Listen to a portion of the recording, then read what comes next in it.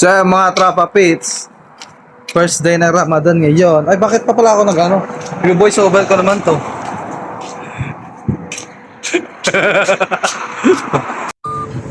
So ayun, balik na naman tayo. Eto, mayroon na naman tayong bagong voice over. Eto nga mga tropa, ngayon ay unang araw ng Ramadan dito sa UAE. Ang mission namin ngayon ni Mrs. ay maglakad-lakad kasi sabi ko sa kanya, panigurado may tirayang silang pagkain sa iftar nila.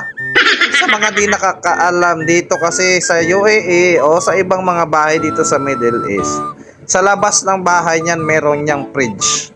Pag may tira silang pagkain sa iftar nila, nilalagayan nila sa labas para sa mga taong gustong kumain. Gusto kong kumain ng biryani. Nagke-crave ako ng biryani pero gusto ko yung luto ng kadama nila. So nagutom kami. Sabi ko wala tayong makuhang pagkain. Dito muna tayo bumili kaming patayer. Dito na po. Seret. Yun na. At yun na nga mga tropa, ano. Dahil nga wala kaming nakita na biryani, napagod kami kakalakad-lakad na sobra na pagod na yan insan. Pumunta kami dito sa dagat at dinala namin ang patayer na binili namin ni Mrs. Ganda. Buksan na.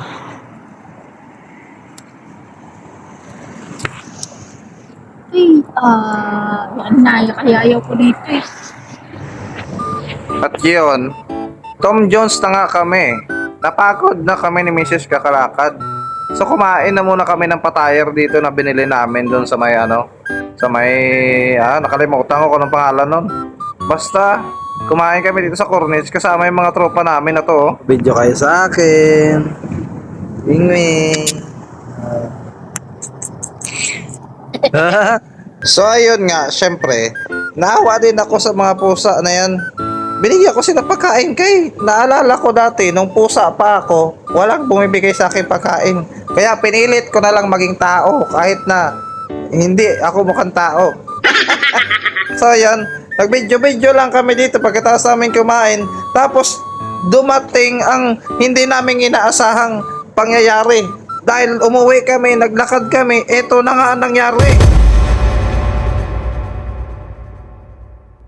So yan mga tropa pits, dahil Ramadan dito sa mga bahay, sa may labas ng bahay nila, meron ditong mga ref. Meron foods! Tingnan natin mamaya sa bahay kung anong laman na ito. Chicken to chicken.